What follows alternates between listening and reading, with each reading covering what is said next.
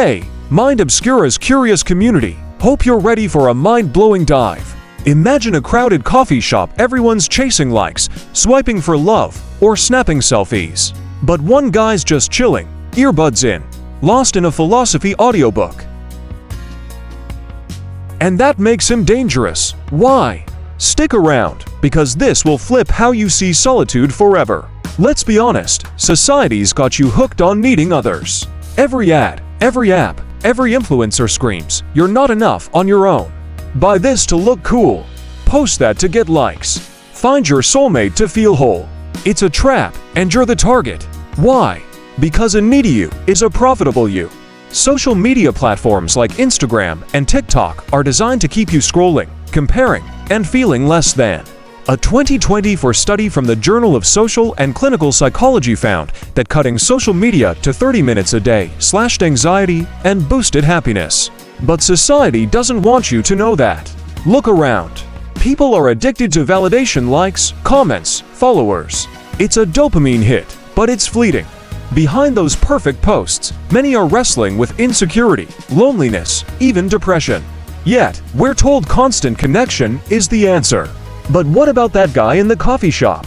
The one who's content, alone, with his thoughts. He's not buying into the noise. He's not chasing approval. And that scares the system. Why?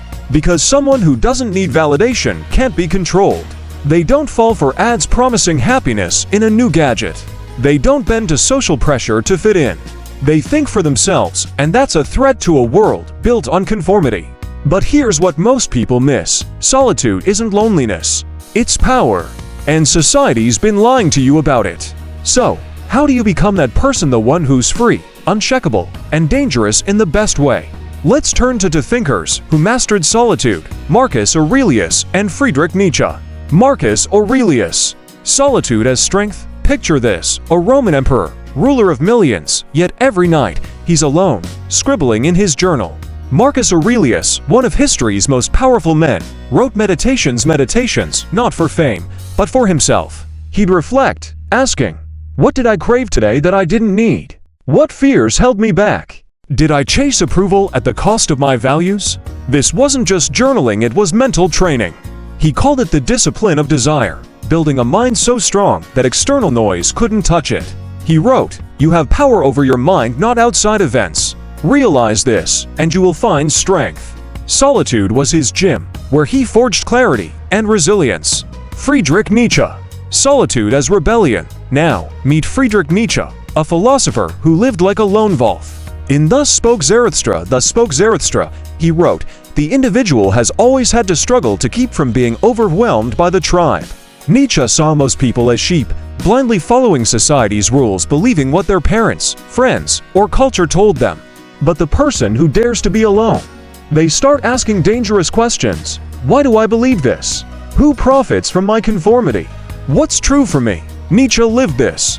After health issues forced him to retire young, he wandered Europe, often alone, writing works that still shake the world.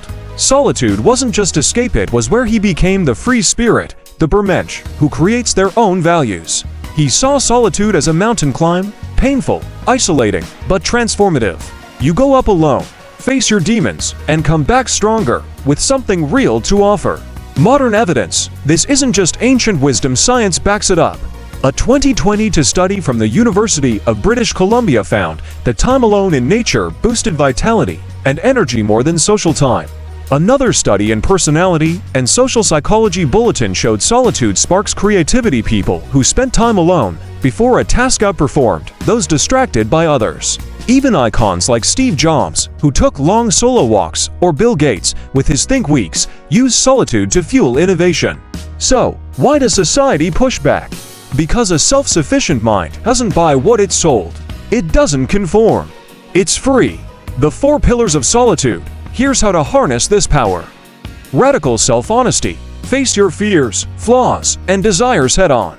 No sugar-coating. This makes you immune to manipulation because you see through lies. Value independence. Build your own moral code based on reason, not tradition.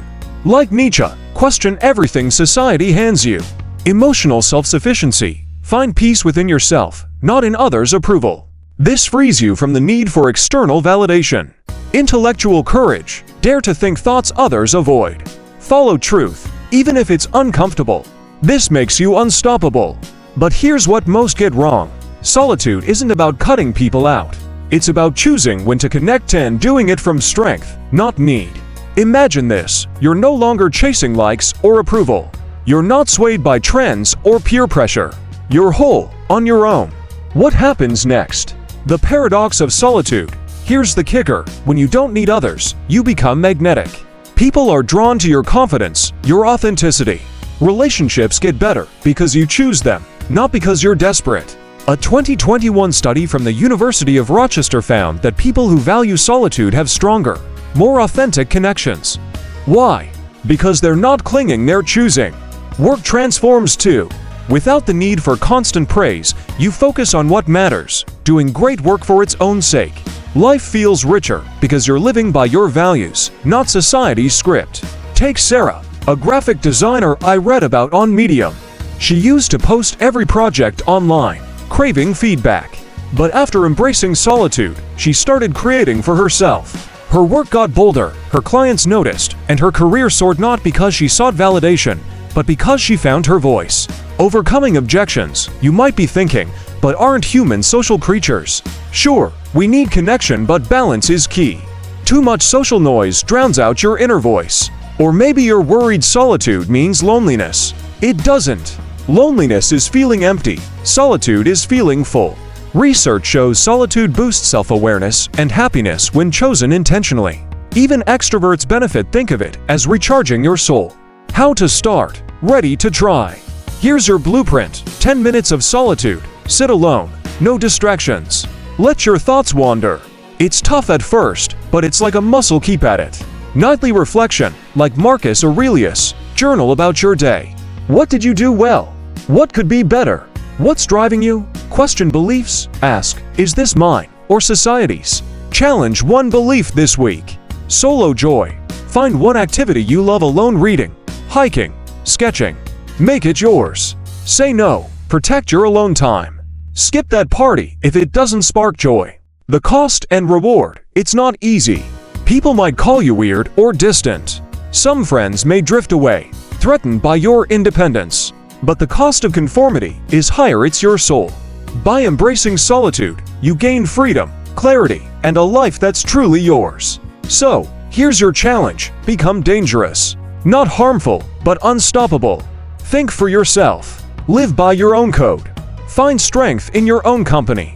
The world needs more people who can't be bought, manipulated, or silenced. If this hit you hard, share it with someone who needs to hear it. Drop a comment below. What's one belief you've carried that you didn't choose?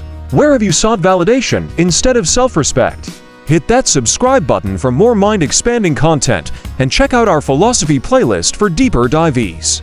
In a world desperate to pull you in, the most radical act is standing alone. Stay dangerous, my friends.